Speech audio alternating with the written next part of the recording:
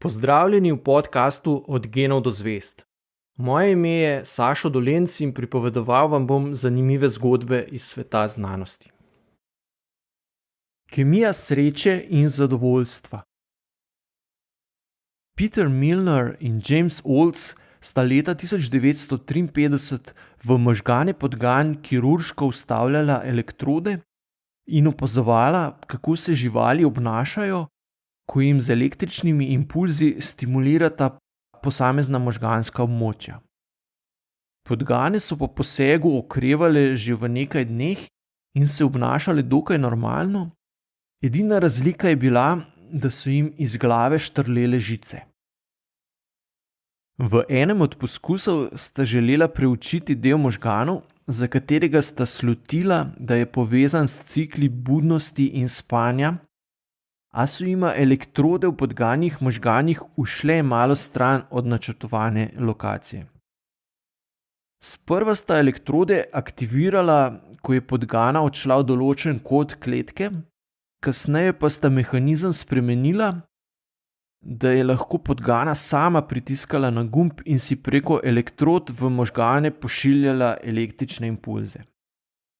Prav ta spremenjen način odmerjanja impulzov je botroval enemu izmed najbolj dramatičnih eksperimentalnih rezultatov v vsej zgodovini vedenjske nevroznanosti.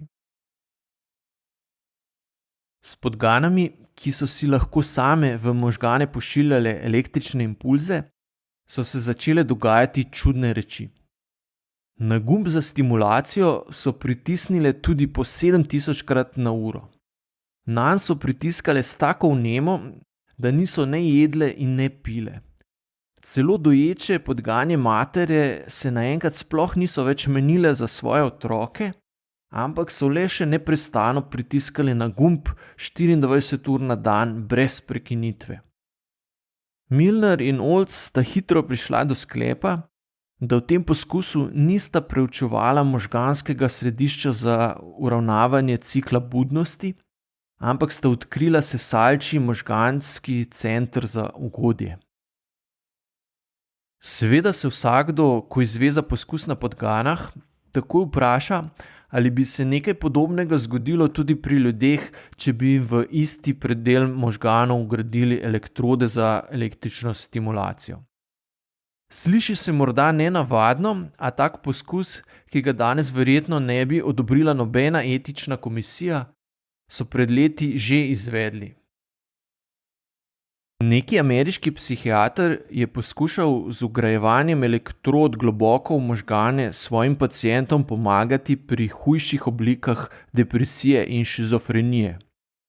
Leta 1972 je objavil članek, v katerem je opisal poskus, pri katerem je 24-letnemu moškemu vgradil elektrode na isto mesto kot predtem Milner in Olds pri podganah.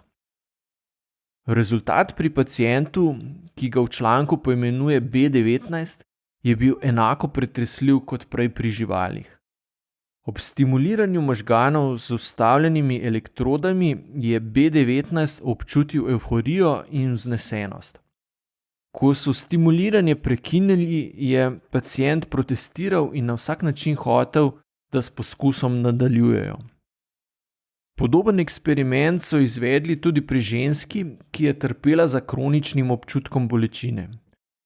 Ko so ji vgradili elektrode, je tako vneto pritiskala na gumb za stimulacijo, da so se ji na prstu pojavile razjede, poleg tega se je začela zanemarjati in ni skrbela za družino.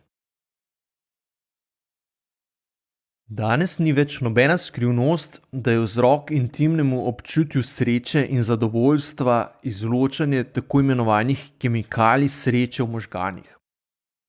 Manj znano pa je, da tovrstne občutke povzročajo 4 različne vrste kemikalij. V vseh opisanih primerih je šlo za stimulacijo predela v možganih, kjer se izloča dopamin. Podobna občutja pa povzroča tudi sproščanje serotonina, oksitocina in endorfinov. Endorfini so nekakšne naravne tablete proti bolečini. se blokirajo občutek bolečine. Mehanizem se je razvil zato, da so živali v divjini lahko bežale pred plenilci, tudi ko so bile ranjene. Če bi naši možgani ves čas izločali endorfine, bi lahko tekli z zvitim gležnjem. Vendar je ta mehanizem opravičljiv samo, ko je treba reševati življenje, sicer lahko maskiranje bolečine povzroči še hujše poškodbe in posledično tudi smrt. Opiati so kemijsko zelo podobni endorfinom, zato ne preseneča, da imajo podobne učinke kot endorfini. Oksitocin je kemikalija, ki bi jo lahko po učinku povezali z zaupanjem. Izloča se, ko se vzpostavijo prijateljske vezi z osebami, ki nas obkrožajo. Oksitocinu pravijo tudi družabna kemikalija, saj vzpostavlja zaupanje. Je nagrada, ki nam jo pošljejo možgani, ko sklenemo nove, zaupanja vredne socialne vezi. Ista kemikalija se sprošča tudi med orgazmom in dojenjem.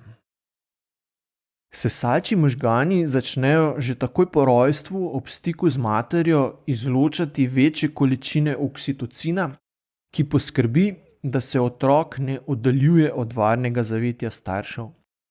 Ob odraščanju se navezanost na mamo pri sesalcih preoblikuje v navezanost na širšo skupino, na primer na čredo, pri ljudeh pa na družino, narod, stranko, nogometni klub in podobne skupine, s katerimi se identificiramo.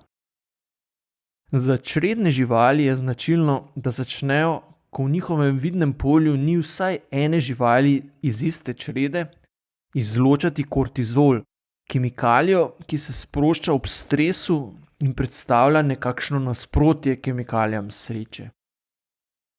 Če sproščanje kortizola signalizira nevarnost, pa sproščanje serotonina sporoča, da je nevarnost minila.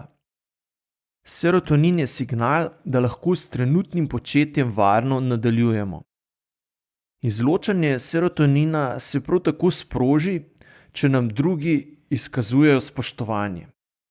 Sesalci, ki imajo v svoji skupini višji status, imajo tudi višjo raven serotonina, kar pomeni, da so manj nagnjeni k agresiji, saj nizka raven serotonina povzroča impulzivna in asocialna dejanja.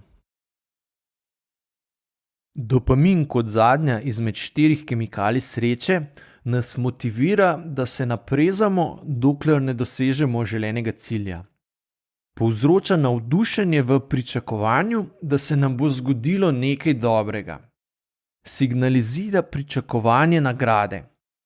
Sproščanje dopamina je znak, da smo blizu ciljne črte.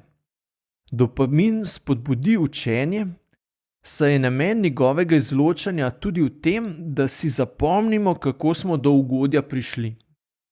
Najmočneje se namreč sprošča, ko nagrada preseže pričakovanja, a prav v dopaminskem sistemu se lahko razvijajo tudi odvisnosti. To je bil podcast Od genov do zvezd. Moje ime je Sašo Dolenc in z novo zgodbo se vam oglasim že kmalu.